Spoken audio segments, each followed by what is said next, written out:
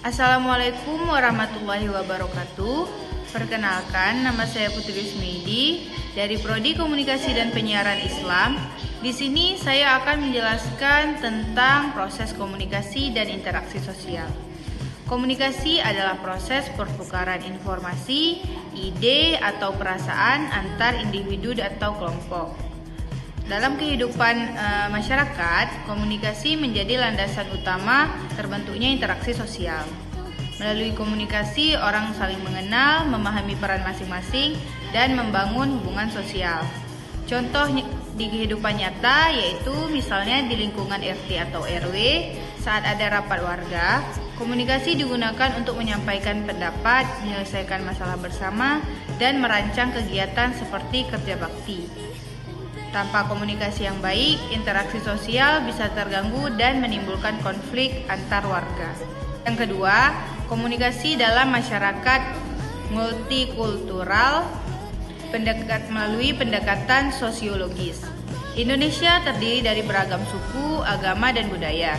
Dalam pendekatan sosiologis, komunikasi dipahami sebagai alat yang membentuk struktur sosial dan menjaga keteraturan masyarakat. Komunikasi multikultural dapat menciptakan keharmonisan melalui yang pertama, toleransi komunikasi, yaitu menghargai perbedaan. Yang kedua, dialog antar budaya, yaitu membangun pengertian. Yang ketiga, bahasa sebagai pemersatu, seperti penggunaan bahasa Indonesia dalam forum nasional. Contoh kasus nyata itu seperti program Forum Kerukunan Umat Beragama atau FKUB di berbagai daerah menjadi ruang komunikasi antar agama yang mendorong perdamaian dan menghindari konflik sekretariatan. Yang ketiga, pengaruh media massa terhadap pola pikir dan perilaku. Media massa seperti televisi, koran, dan media online memiliki kekuatan membentuk opini dan membangun cara pandang masyarakat.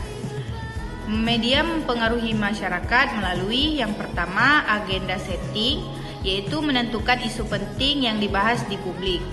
Kemudian yang kedua, farming, yaitu bagaimana isu disampaikan mempengaruhi persepsi orang.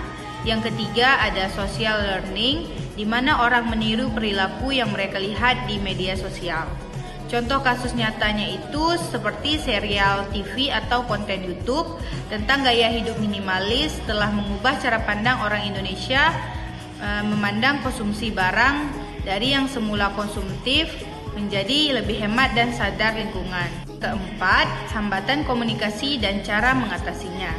Dalam kehidupan sosial, komunikasi seringkali terhambat oleh berbagai faktor, baik secara individu maupun kelompok.